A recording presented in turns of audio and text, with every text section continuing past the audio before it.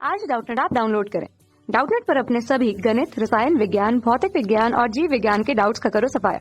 बस प्रश्न की फोटो खींचो, एक ही प्रश्न को क्रॉप करो और तुरंत वीडियो सोल्यूशन पाओ। अभी डाउनलोड करें। क्वेश्चन पूछा जा रहा है कि दंत विशेषज्ञ मरीजों के दांतों का बड़ा प्रतिबिंब देखने के लिए कौन सा दर्पण काम में लिया जाता है। तो देखिए, अगर हम बात करें दंत विशेषज्ञ डॉक्टर्स के द्वारा मरीजों के लिए उनके दांतों को देखने के लिए सामान्य तौर पे अवतल दर्पण का उपयोग किया जाता है। अवतल दर्पण। और अवतल दर्पण का उपयोग क्यों किया जाता है? देखिए, अवतल दर्पण के लिए अगर हम उसके आरेख को पहले बताएं तो थोड़ा सा उसे हम अच्छे से समझा सकते हैं। अवतल दर्पण के लिए अगर हम बात करें तो अवतल दर्पण के लिए जो बाहरी हिस्सा होता है वो परावर्तक सतह द्वारा या परावर्तक आवरण द्वारा बना होता है। और इस तरह से अगर हम देखें तो परावर्तक पृष्ठ कौन सा होगा, तो ये वाला पृष्ठ जो है वो परावर्तक पृष्ठ होगा। तो हम ये समझा देते हैं, ये परावर्तक पृष्ठ है।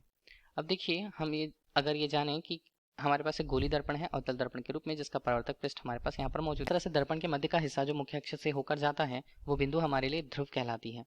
ठीक, ध्रुव है। और अगर हम ये कहें कि ये दर्पण जो है जिस गोली आकार का मिलकर के बना होगा उसके लिए उसका जो केंद्र होता है उसे हम वक्रता केंद्र कहते हैं। और वक्रता केंद्र इस तरह से इसके कहीं ना कहीं हम बोले कि गोली पृष्ठ के लिए उसकी त्रिज्या को प्रदर्शित करती है। ठीक, अब उसका जो आधा हिस्सा होता है वो फोकस दूरी को प्रदर्शित करता है। ठीक, अब यहाँ पर हमने कोई वस्तु ली है। वस्तु सामान्यतः अगर ली जाती है किसके मध्य? वक्रता केंद्र और फोकस दूरी के मध्य। वस्तु से निकलने वाली जो तरंगे हैं, ये प्रकाश तरंगे अगर इस माध्यम पर आपतित होती हैं तो आपतन के पश्चात उनका परावर्तन अगर होगा तो वो फोकस दूरी से होकर जाएंगी। ठीक से, और हम देखें कि उस वस्तु से होकर जाने वाली जो प्रकाश किरणन है वो अगर फोकस से होकर उस दर्पण पर आपतित होती है तो आपतन के पश्चात उसका जो पथ होता है वो मुख्य अक्ष के समानांतर होता है। ठीक, ये भी हमने बता दिया। अब इस तरह से अगर हम इसके प्रतिबिंब की बात करें तो प्रतिबिंब किस तरह का बनेगा? प्रतिबिंब अब नीचे बनेगा और उसका आकार जो होता है सामान्य आकार से ज्यादा होता है, या हम कह सकते हैं कि वो आवर्धित होता है।